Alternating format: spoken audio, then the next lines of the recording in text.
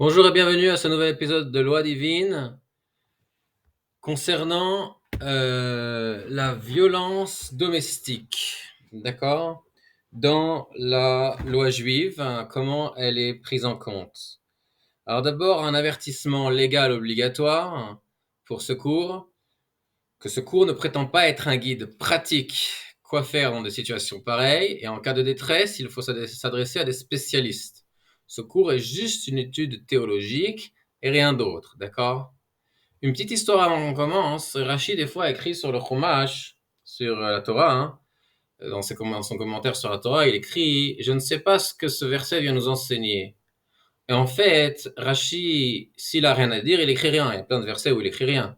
Pourquoi il y a des versets où il écrit je ne sais pas ce que ce verset vient nous enseigner? En fait, il a quelque chose à dire ici, mais il peut pas le dire parce que les autorités locales qui étaient à l'époque l'Église lisaient son commentaire et ça les concernait ici et donc il pouvait pas dire ouvertement ce qu'il avait à dire. Mais ce qu'il voulait dire par je ne sais pas ce que ce verset va nous enseigner, c'est en fait ce verset a quelque chose à voir avec la chrétienté. Je ne peux pas le dire à voix haute, mais cherche et tu vas trouver.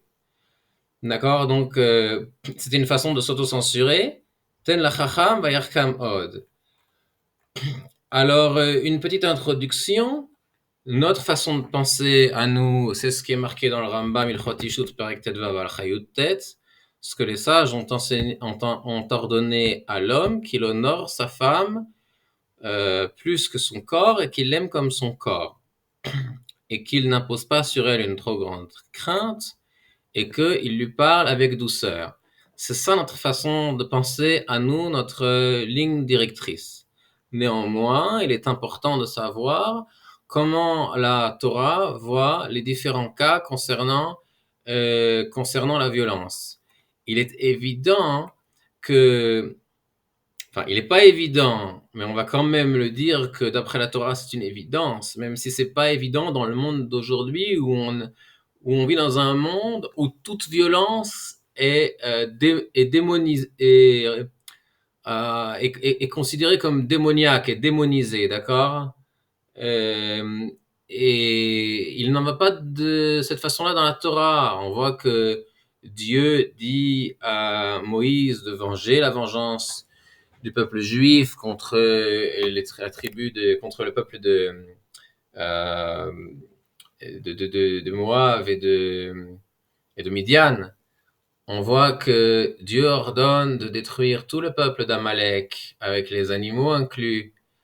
Et on voit que ceux qui transgressent les fautes se rendent passibles de punitions physiques qui vont des coups jusqu'à la mort. D'accord? Il y a 4 peines de mort différentes qui sont des morts violentes. On voit que la violence est acceptée par la Torah, même si elle est pas recommandée. Il y a des fois où elle est indispensable. Hein, même s'il est écrit que un Beit Din qui tuait une fois tous les 7 ans était considéré comme un Beit Din meurtrier, euh, il n'en est pas moins vrai que des fois c'était nécessaire d'appliquer la peine de mort afin de protéger le peuple, que les gens voient comme il est écrit dans la Torah et qu'ils aient la crainte et qu'ils n'osent pas transgresser. Euh, il y a aussi la question de la, l'aptitude de la génération à prendre les leçons des punitions du Beit Din. C'est une autre question que je voulais juste effleurer ici. Dans la pratique, on voit que le Beit Din peut mettre des coups pour quelqu'un qui ne veut pas accomplir une mitzvah d'action. Il s'agit ici d'une mitzvah qui n'est pas un interdit, mais fait quelque chose. Et si quelqu'un ne veut pas faire ça, donc au temps où Israël règne sur sa terre d'après les lois de la Torah, le Beit Din peut frapper cette personne pour l'obliger à accomplir cette mitzvah, comme par exemple celui qui ne veut pas mettre les tzitzit, qui ne veut pas faire une souka, ou qui ne veut pas faire la mitzvah de l'ulav. Le Beit Din peut le frapper pour l'obliger à faire ces mitzvot, comme c'est marqué dans Masechet Arachin, Perek He Mishnah Vav, ou dans Masechet Chulin, Daf Kuf Lamed Bet Amud Bet, ou dans Maseret Ktubot, Daf Pebet Amoud Bet. Qu'on peut frapper quelqu'un qui ne veut pas accomplir une mitzvot assez jusqu'à ce que son âme sorte. La question c'est jusqu'à est inclus ou jusqu'à est exclu. Et en général, c'est jusqu'à et jusqu'à est exclu. Dans Maseret Chulin Daf Kufi Amud Bet, il est écrit que une mitzvah d'action dont le salaire est écrit par la suite, à côté de la mitzvah, alors le Beit Din ne frappe pas pour l'accomplissement de cette mitzvah-là. Car en effet, la raison nous est donnée dans le Sefer HaChinur, à la mitzvah Samertet, que si la récompense est écrite à côté, alors si tu n'as pas envie d'avoir la récompense, bah, tu n'es pas obligé forcément de faire la mitzvah. Ou alors, si tu fais pas la mitzvah, ta punition, c'est de pas recevoir cette récompense-là. Et donc, il n'y a pas ici de mitzvah du Beit Din d'accomplir la punition, puisqu'elle s'accomplit d'elle-même. Dans la question de l'autorité. Alors, dans le Rambam, Ilchot Ishut, Perek Tet Vav, Halacha Yud Chet, il est écrit, les sages ont ordonné à la femme, donc c'est une mitzvah des Rabbanan, donc c'est une mitzvah pour la femme, elle doit avoir la crainte de son mari. Et la halakha suivante, il est écrit, concernant le mari, Lo yatil alea meitera, il ne doit pas imposer sur elle une trop grande crainte. Et on va voir par la suite ce que ça veut dire, ne pas imposer sur elle une crainte trop grande, mais je voulais faire rentrer ici une règle extrêmement importante, et je vous demande d'ouvrir bien vos oreilles. La violence est l'autorité naturelle suprême de laquelle toutes les autres autorités découlent. Ça, il faut bien se le mettre dans la tête. Et comme on a vu plus haut, donc dans l'introduction que j'ai faite, c'est-à-dire que la violence est nécessaire pour la bonne marche de la société. Et c'est la raison pour laquelle il y a un tribunal et des policiers, d'accord? Les policiers dans la Torah, c'est pas les policiers comme nous on les a aujourd'hui. Les policiers dans la Torah sont au service du tribunal, d'accord? Et c'est la raison pour laquelle on respecte l'autorité des policiers, l'autorité du tribunal. C'est parce qu'ils ont la possibilité d'accomplir sur nous de la violence. Enfin, en effet, si on n'écoute pas les policiers, ils peuvent sortir leur matraque ou leur taser électrique ou leur arme et nous menacer de réprobation violente, plus ou moins violente, d'accord? Et c'est pour cette raison-là qu'on les écoute. Si les policiers nous demandaient gentiment de les écouter et qu'ils n'avaient pas la possibilité d'accomplir sur nous de la violence, et il y a un film qui a été fait là-dessus, personne ne les écouterait, d'accord? Ou pas grand monde. Et il en va de même pour le juge. Le juge a la possibilité de décréter sur les policiers qu'ils accomplissent sur nous de la violence. Des hommes, des gros bras qui viennent nous prendre et nous limiter dans nos mouvements et nous incarcérer. Et c'est pour ça qu'on écoute également le juge, d'accord? C'est pour la même raison qu'on paie nos taxes, parce que sinon, le système peut ordonner aux policiers de venir nous prendre malgré nous, de nous emmener devant un tribunal ou en prison, d'accord? Donc, je répète cette phrase, la violence est l'autorité suprême de laquelle toutes les autres autorités découlent. Or, on a vu que l'autorité est une chose importante pour Dieu. Donc, la violence n'est pas quelque chose qui n'a pas sa place dans la Torah. Et prenez note que j'ai fait ici 2 négations. Dans le traité Shabbat, Daf Kuf He Amud Bet, il est écrit dans la Mishnah, celui qui déchire son vêtement dans sa colère, et il y a d'autres choses qui sont marquées par la suite, et la conclusion est qu'il est dispensé de punition. Et dans le Talmud, on pose la question, mais de quel cas s'agit-il? Quelqu'un qui se met en colère, on dit que la présence divine n'a pas d'importance à ses yeux, il est interdit de se mettre en colère. Dans quel cas quelqu'un pourrait se mettre en colère et ce serait justifié? Et la conclusion du Talmud, c'est non, notre Mishnah avait besoin de préciser un cas où quelqu'un déchire ses vêtements dans sa violence et il est dispensé de punition, parce que c'est une mitzvah dans le cas où il veut imposer sa crainte sur les gens de sa famille, c'est-à-dire sa femme et ses enfants. Et donc, on voit ici l'explication de ce que le Rambam avait écrit, que l'homme ne doit pas imposer une trop grande crainte sur sa femme et ses enfants. Trop grande, non, mais une crainte, oui. Et donc, c'est une mitzvah d'imposer une crainte sur les gens de sa maison afin qu'il y ait un ordre qui soit respecté, qu'il y ait un respect de l'autorité dans la maison. Et la personne qui a l'autorité sur la maison, c'est le père. Et la mère a aussi une autorité sur ses enfants, d'accord? Il y a une hiérarchie logique de l'autorité dans tout le système, d'accord? Dans tout le système de la société. Et la Talmud là-bas nous donne les exemples, toujours dans la même Gemara. Rav Yehuda, donc un Amora, donc tous les Tanaïm et les Amoraïm, on le rappelle, qui sont cités dans la Gemara, étaient des justes parfaits, d'accord? Qui avaient la possibilité de ressusciter les morts.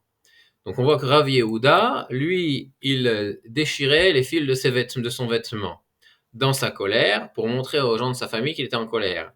Rav Acha bar Yaakov, il brisait des ustensiles de sa cuisine. Rav Shechet, il jetait des sardines sur la tête de sa servante. Rabbi Abba, il prenait le couvercle de sa casserole et le jetait pour le casser par terre. Tout ça pour montrer qu'ils étaient en colère, pour calmer les gens de sa famille de leur, comment on appelle ça, de leur flamme et qu'ils respectent son autorité. D'accord? Maintenant, ici, on parle de cas où eux, ils faisaient tout ça pour faire semblant d'être en colère. Néanmoins, il faut prendre en compte que à quoi sert de faire semblant si la menace ne peut pas être appliquée, d'accord? Si les gens savaient, la famille savait que leur menace ne peut pas être mise en application, dans ce cas-là, eh bien, ils n'auraient pas eu peur, ils auraient simplement rigolé, d'accord? Tout l'effet du fait de faire semblant de se mettre en colère n'a de valeur que parce que ils ont la possibilité, d'après la halakha, de mettre en application leurs menaces, d'accord? Et je voudrais ici introduire des éléments de logique humaine, d'accord? On a parlé auparavant de l'autorité naturelle. Et aujourd'hui, il faut savoir, et les femmes doivent savoir ça également, je pense que ce sont des adultes et qu'il ne faut pas leur cacher des choses comme aux enfants, comme beaucoup de gens pensent qu'il faut le faire. Je parle à des gens responsables et je dis aux dames, aujourd'hui, l'autorité naturelle a été retirée des mains du mari et placée dans les mains de la femme. En effet, si une femme frappe son mari et que le mari va se plaindre à la police, on va lui rire au nez. Et sa plainte risque de ne pas avoir beaucoup d'effet. On a vu dans la plupart des pays occidentaux et venant de l'Angleterre que la responsable du tribunal suprême ou de l'autorité juridique là-bas a demandé que des peines plus faibles soient mises en pratique pour les femmes et qu'une justice plus légère soit mise en pratique pour les femmes. Les hommes, de façon naturelle, auront plus de difficultés à cause de l'humiliation de porter plainte au cas où sa femme le frappe ou lui fait des souffrances.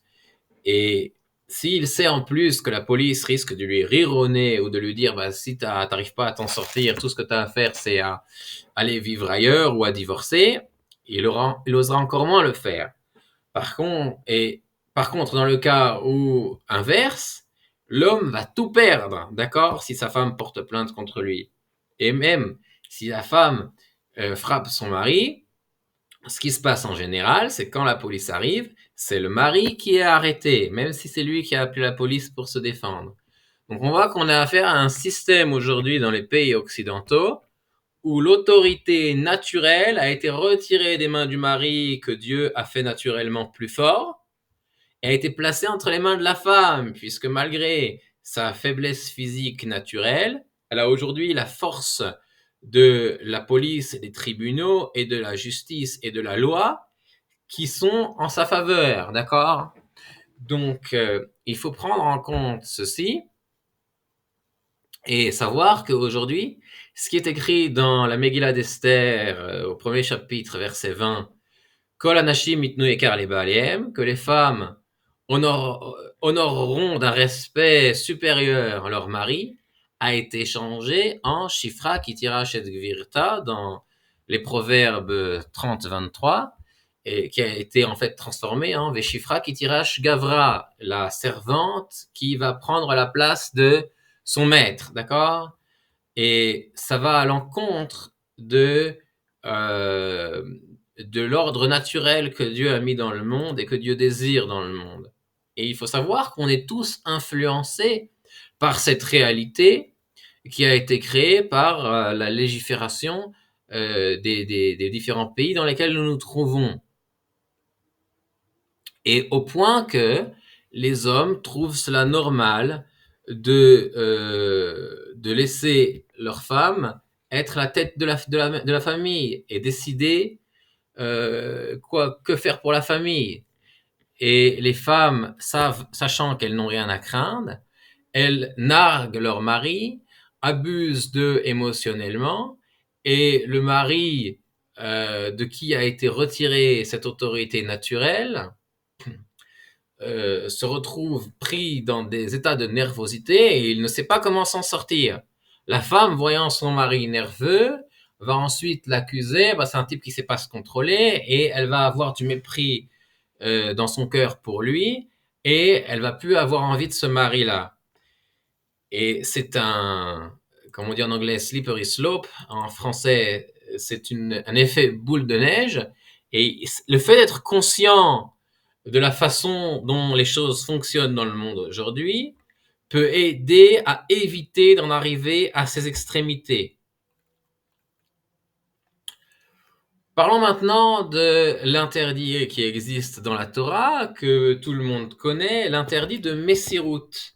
Qu'est-ce qu'un Moser? Il est écrit dans le Shulchan Aruch Choshen Mishpat Shin Pechet, au deuxième Seif, Amoser Maamon Beyad Anas, celui qui dénonce et il fait de la délation de son prochain par rapport à l'argent qu'il possède entre les mains de gens qui vont violer comment on appelle ça, ses droits naturels et lui prendre son argent, d'accord? Alors il peut être dénoncé aux autorités et les autorités vont venir lui prendre son argent, d'accord, contre les lois de la Torah. Que ce soit qu'il ait été dénoncé entre les mains de quelqu'un qui va le forcer, que ce soit des idolâtres, que ce soit des juifs, celui qui a dénoncé, mais que ce soit lui qui a récupéré l'argent ou pas, doit payer l'argent qui a été perdu à son prochain à cause de sa dénonciation de son propre argent. Dans le Seif Zain, il est écrit dans les annotations du Réma, si on a causé à son prochain d'être incarcéré, celui qui a dénoncé son prochain et qui l'a causé d'être incarcéré, même s'il ne l'a pas dénoncé pour être incarcéré, mais sa dénonciation a causé qu'il a été incarcéré, eh bien, le dommage de l'incarcération lui est imputé à 100% et il doit payer ce dommage-là, comme s'il l'avait incarcéré lui-même. Dans le Seif Tet, il est écrit, et là on va apprendre des choses très importantes des notions générales importantes sur ce que c'est qu'un Moser. Il est interdit de faire de la délation et de dénoncer un juif entre les mains des idolâtres, que ce soit pour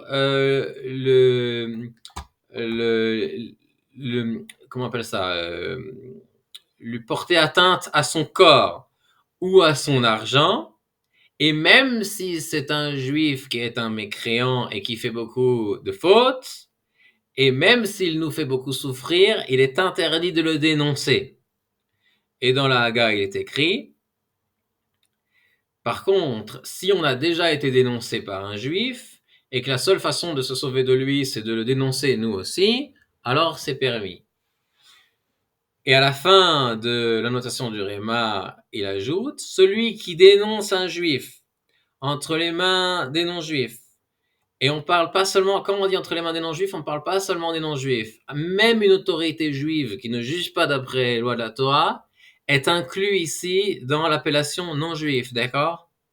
Celui qui dénonce un juif à une autorité juive ou non-juive qui ne juge pas d'après les lois de la Torah, pour lui porter atteinte dans son corps ou dans son argent, cette personne-là perd sa part au monde futur. Je ne connais pas d'autre endroit dans le Shulchan Aruch où il est écrit que quelqu'un perd sa part au monde futur. Donc, c'est une faute énorme, d'accord?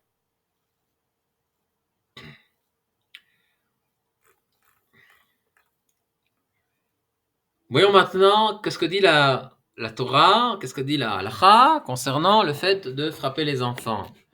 Tous les étudiants en Torah qui ont étudié le traité Makot savent très bien qu'il est écrit là-bas qu'il y a une mitzvah de frapper ses enfants. Et nous allons voir ici, dans le Rambam, dans les lois du Talmud Torah, Perek Bet Halacha Bet, il est écrit là-bas, quand les enfants atteignent l'âge de 6 ans, ils rentrent au Talmud Torah, et l'enseignant doit les frapper afin de leur imposer sa crainte et le respect de son autorité. Mais pas des coups d'ennemis, pas de la correction cruelle. C'est pourquoi il ne frappera pas ni avec des grands bâtons ni avec des petits bâtons, mais avec une petite lanière. Dans le traité Makot, donc page Chet Hamoud Aleph, sur la mitzvah du père d'éduquer son fils, il est écrit là-bas, même si l'enfant apprend de lui-même, il y a quand même une mitzvah de lui donner des coups de temps en temps, comme il est écrit dans les Proverbes 29-17, corrige ton fils, il te donnera beaucoup de satisfaction et de réjouissance à ton âme. Et le Gaon de Vilna nous dit là-bas, on parle d'un fils qui apprend de lui-même, parce que le fils qui n'apprend pas de lui-même, il y a un autre verset qui nous dit de le corriger, c'est le verset toujours dans les Proverbes, 13-24, celui qui retient son bâton a la haine de son fils. En effet, on voit que aujourd'hui, vous pouvez le voir au grand jour, les gens qui se retiennent de punir leurs enfants deviennent extrêmement effrontés et s'accomplit aujourd'hui ce qui est marqué à la fin du traité Sota, à la fin des temps, Chutzpah Isge, l'effronterie atteindra des sommets. Toujours dans le Rambam, dans les lois de l'assassin et de la protection de sa vie, Perek He Halacha He, il est écrit là-bas, si le père a frappé son fils pour lui enseigner la Torah, ou la science, ou un métier, et que malheureusement, le fils, il a trépassé sous les coups de son père, le père est dispensé de punition, puisque les coups étaient pour des raisons de mitzvah. Bien évidemment, aujourd'hui, on n'a pas besoin d'en arriver à de tels coups, d'accord? Mais pour dire que c'est ça la halacha. Dans le Shulchan Aruch Yoredea, Siman Resh Mem Seif Kaf, il est écrit celui qui frappe son fils, qui est adulte. On le met en excommunication, car il transgresse l'interdit de l'ifne hiver l'otiten mirchol. Devant un aveugle, ne met pas une embûche. Et le Réma nous dit, et le Shulchan Aruch est d'accord avec cela, hein, mais le Réma nous précise ici, on est appelé ici un fils adulte concernant cette chose-là que après 22 ou 24 ans. D'accord? Comme on va le voir plus tard, il s'agit du fait que l'enfant soit dépendant financièrement de son père. Ne soit plus dépendant financièrement de son père. On a vu ce qu'il en est des coûts de la correction concernant les enfants pour leur enseigner, pour qu'ils apprennent. Maintenant, qu'en est-il de l'interdit de frapper son prochain et du dédommagement qui va être dû à son prochain après qu'on l'ait frappé? Dans le Shulchan Aruch Choshen Mishpat, Siman Taf Kaf Alef, Seif Alef, il est écrit là-bas, Asur la Adam la Akot et Travero, il est interdit à quelqu'un de frapper son prochain. Et on sait, comme c'est marqué dans la Torah, que Moshe, il a dit aux mécréants, pourquoi frappes-tu ton prochain? Et donc celui qui frappe son prochain est appelé mécréant. J'ai sauté un petit peu les étapes, c'était ce qu'il allait dire ici dans le Shulchan Aruch. Mais d'où apprend-on l'interdit de frapper son prochain? C'est un interdit de la Torah. En effet, quand la Torah a dit de frapper celui qui a transgressé un interdit de la Torah, c'est marqué au sujet des coups, Pen Yosif, c'est interdit d'ajouter des coups à ceux qui ont été imposés par la Torah. Et donc, si la Torah a été, c'était important pour elle d'insister sur l'interdit de frapper un mécréant plus que ce qu'il mérite, à combien plus forte raison qu'il est interdit de frapper un juste. Baruch ata Adonai Eloheinu melech haolam shakol nהיה bidvaro.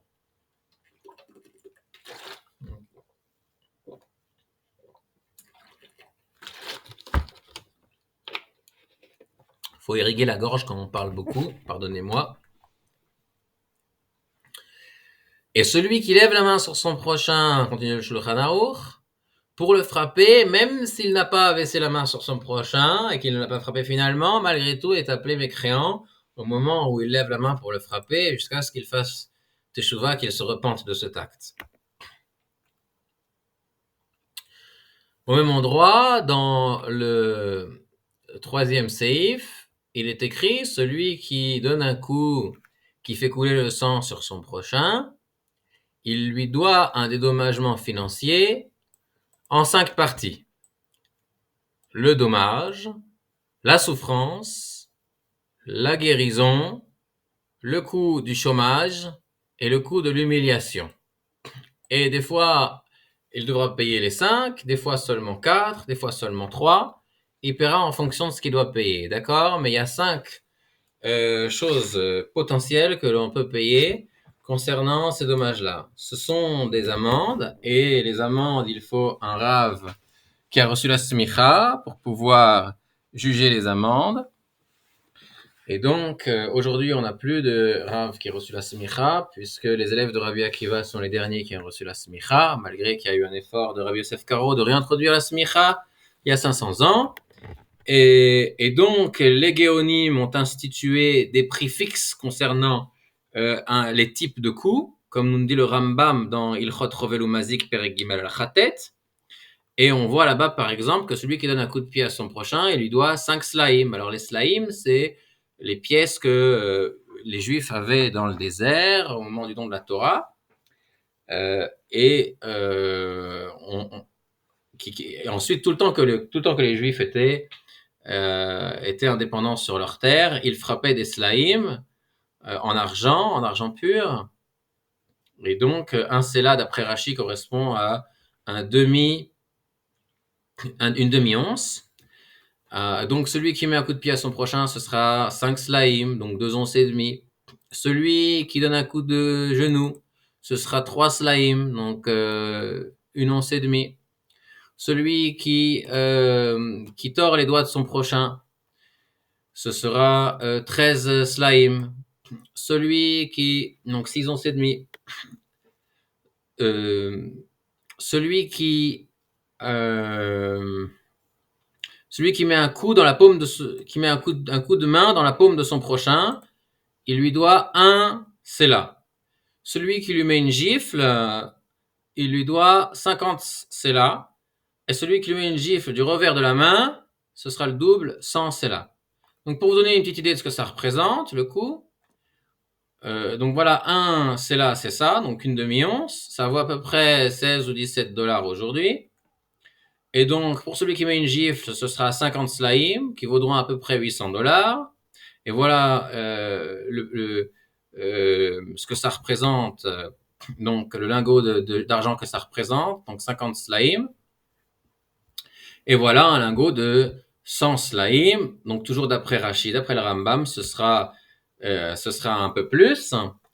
Et c'est pour vous donner une petite idée, d'accord? Donc 100 slaïm, donc une gifle du revers de la main, ce serait 1600 $, d'accord? On a vu les lois concernant la correction du fils pour lui enseigner, concernant l'interdit et le dédommagement des coups donnés à son prochain dans un cadre général. Et maintenant, on veut voir le dédommagement financier dans le cadre du couple, puisque dans un couple, il y a des arrangements financiers, ça va s'arranger autrement, d'accord? Si un des deux membres du couple a frappé son époux ou son épouse. Donc, dans le Shulchan Aruch Choshen Mishpat, au Siman Taf Kaf Dalet Seif Yud, il est écrit, si la femme qui frappe son mari, elle perd sa ktuba, d'accord? Et si dans les coups qu'elle lui a mis, il y a plus que la ktuba, eh ben, elle perd sa ktuba et elle devra lui payer le supplément. Et on n'a pas crainte. On ne lui demande pas d'écrire une nouvelle ktuba parce que cette femme-là, elle ne mérite pas de ktuba parce que la ktuba n'a été instituée que pour que la femme ne soit pas légère aux yeux de son mari pour la répudier. Mais celle-là, qu'elle soit légère aux yeux de son mari pour la répudier. Donc ça, c'est pour la femme qui frappe son mari. Pour l'homme qui frappe sa femme, dans le Shulchan Aruch Roshen Mishpat Perek Gimel Seif Aleph, il est écrit, le mari qui donne un coup à sa femme, il doit lui payer immédiatement le dommage, la honte et la souffrance. Tout ça lui revient à elle immédiatement, et le mari n'en touche aucun fruit, et si elle veut, elle peut les transmettre à quelqu'un d'autre. Et le mari doit également payer la guérison, mais pas à elle.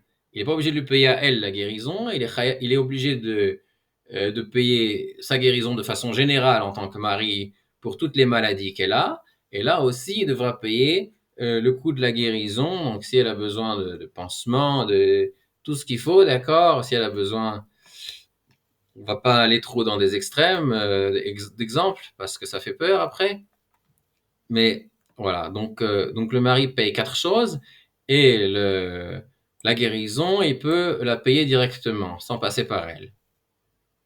Donc ça, c'est pour les dédommagements des coups dans le cadre du couple. Mais le principe général à retenir, c'est que dans la halacha, quelqu'un qui donne des coups à son prochain, la punition qu'il reçoit de la Torah, c'est un dédommagement financier, d'accord? Il n'est pas mis en prison ou on lui retire pas ses possessions ou ses enfants, d'accord? Et il est important de noter que c'est pour quelqu'un qui ne met pas en danger la communauté, d'accord? Des gens qui mettent en danger la communauté et qui frappent tout le monde à tour de bras, évidemment que ceux-là, il faut les mettre à l'écart, d'accord? On ne parle pas de ça ici. Maintenant, on a parlé des dédommagements au cas où ça a été fait, d'accord? Mais qu'en est-il? Existe-t-il des cas où, d'après la halakha, les juifs avaient le droit de frapper, de corriger, a priori? Et donc, c'est la grande question qu'on se pose. Et dans le Shulchan Aruch Choshen Mishpat Taf Kaf Aleph Seif Yud Gimel, il est écrit là-bas, deux personnes qui se frappent l'un l'autre, celui qui a frappé plus, celui qui a donné des coups qui font plus de dommages, il va payer le supplément de dommages qu'il a causé à son prochain par rapport à ce que l'autre lui a fait. Et là, on parle spécifiquement de deux personnes qui ont commencé à se frapper ensemble. D'accord? Ou alors qu'il y en a un qui a commencé, l'autre il a commencé juste après, d'accord? Mais s'il y en a un qui a commencé et l'autre a le droit de rétorquer pour se défendre, d'accord? Pour se protéger. Maintenant, par exemple, dans le cas où il y a Reuven et Shimon, Reuven commence à frapper Shimon. Shimon frappe Reuven pour se défendre. La femme de Reuven voit que son mari qui a commencé à frapper se fait frapper et elle vient attraper Shimon qui se défend. Et Shimon frappe la femme de Reuven qui vient défendre son mari qui était l'agresseur. Eh bien, Reuven sera dispensé d'avoir frappé sa femme parce que son mari étant l'agresseur, eh ben, il n'a pas à être défendu. Et donc, en venant attraper Shimon, elle l'empêche de se défendre. Et donc, lui, en rétorquant sur la femme de Reuven, eh bien, en fait, il ne fait que se défendre et donc il est dispensé.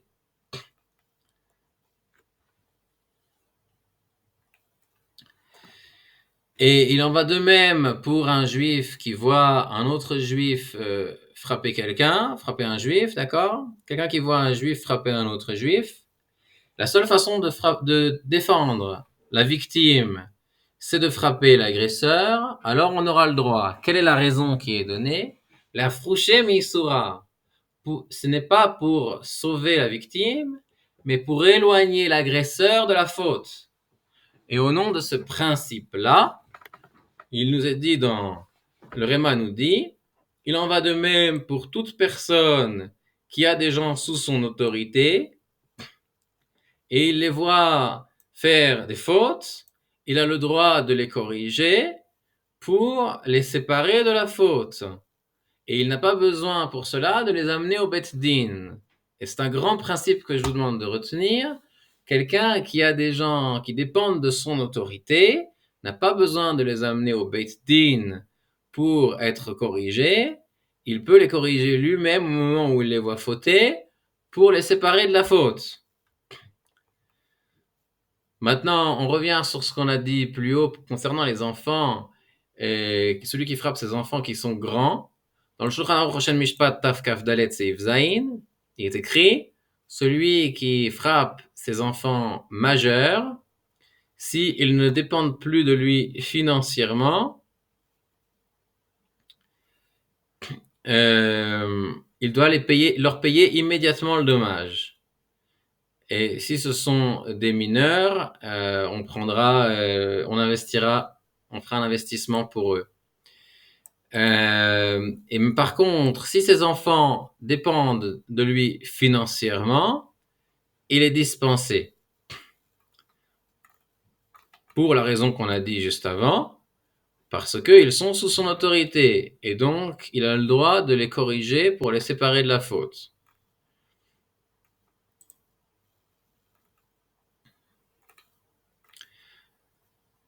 Maintenant, revenons à l'histoire du couple. Dans le Shulchan Aruch Even Haezer Kuf Nun Dalet Sif Gimel, il est écrit qu'un homme qui frappe sa femme, c'est une grande avéra dans ses mains, comme quelqu'un qui frappe son prochain. La femme est juive comme n'importe quel juif. Et s'il a l'habitude de la frapper, le Beit Din a le droit de le corriger, l'excommunier ou lui impliquer toute punition qu'il jugera nécessaire.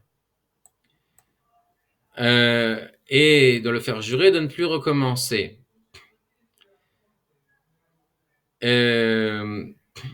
Et s'il n'écoute pas le Beit Din, on peut le forcer à divorcer.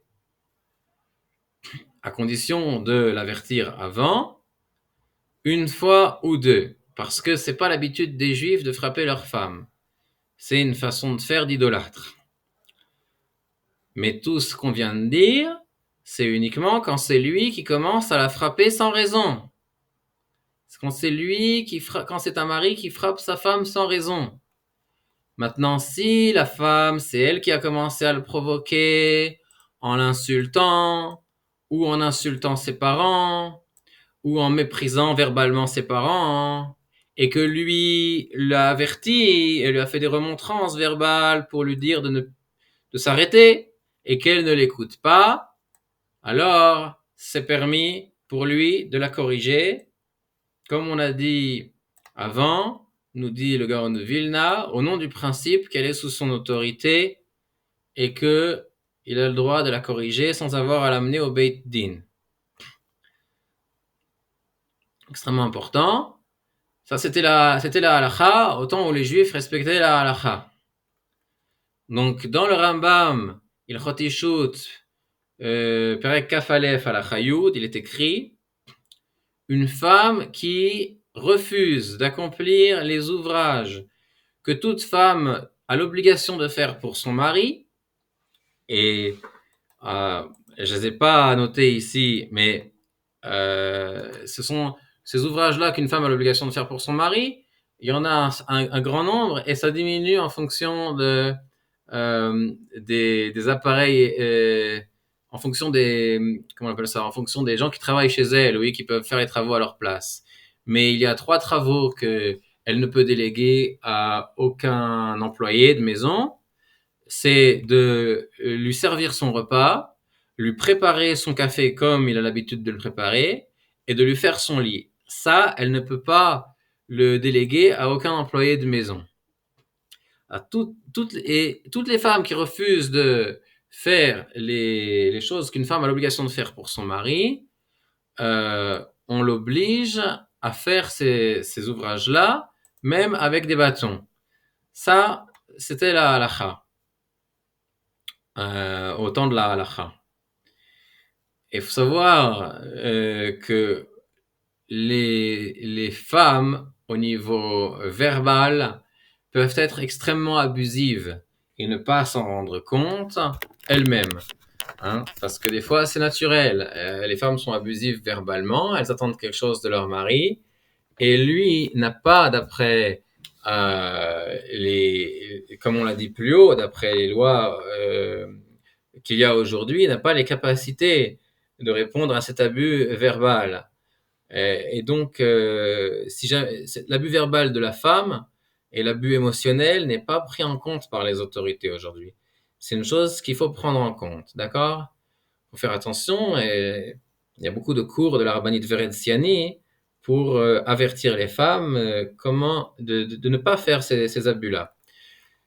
D'accord? Pour conclure, on va rappeler les 4 cas qu'on a trouvés où il y aurait dans un pays où les Juifs seraient dirigés par les anciennes lois de la Torah, la possibilité pour un homme de corriger sa femme. Le premier cas qu'on a vu, c'est si elle a commencé à le frapper. Il a le droit de corriger en retour pour se défendre. Le deuxième cas, c'est si elle l'insulte. Alors, il aurait le droit de la corriger pour la séparer après qu'il l'ait averti de cesser ses insultes et qu'elle n'est pas arrêtée. Le troisième cas, c'est si elle méprise verbalement ses parents, pour la même raison qu'on a dit au-dessus. Et le quatrième cas, c'est si elle refuse de faire les travaux qu'elle a l'obligation de faire pour son mari. Donc, c'est un cours très important. Je vais juste en conclusion dire un événement que j'avais vu, que j'avais entendu. C'est une rabbinite qui rapporte que une jeune mariée l'appelle et lui dit voilà, je reçois des coups de mon mari. Qu'est-ce que je dois faire? Et elle lui dit attends, je vais poser la question. Et elle pose la question à un rabbin. Le rabbin lui dit il faut absolument qu'elle porte plainte à la police. Et la rabbinite lui répond cette réponse-là il faut que tu portes plainte à la police. Et il y a plusieurs problèmes là-dedans, dans ce déroulement de cette histoire. Premier problème, c'est qu'elle reçoit le témoignage de la femme sans avoir entendu la version du mari. Deuxième problème, c'est que la femme dit l'action du mari, mais elle passe sous silence tout ce qui s'est passé avant et peut-être ses actions à elle qui auraient pu amener à ça. Et le quatrième problème, elle demande à un rabbin qui se retrouve lui-même dans un dilemme que s'il ne dit pas de porter plainte, eh bien, elle risque, la femme et la rabbinite plus tard, de porter plainte contre le rabbin, et c'est lui qui risque de se retrouver sous les barreaux parce qu'il n'a pas donné ce conseil officiel. Néanmoins, le conseil qu'il a donné, c'est de faire de la messiroute. Et je vous demande de revoir le cours pour voir quel est le problème qu'il y a là-dessus. En bref, le mieux qu'il y a à faire dans ces cas-là, c'est de mettre en place, je parle pas aujourd'hui, d'accord? Je parle à une époque où les Juifs respectent la halakha, de mettre en place un beit din discret qui va entendre le mari et la femme et des gens compétents dans ces halakhot-là qui sauront comment juger. Je vous souhaite, mettez Mettez un pouce si ça vous a plu, mettez un commentaire pour me dire ce que vous en pensez et transmettez à un ami. Bonne continuation et à la prochaine.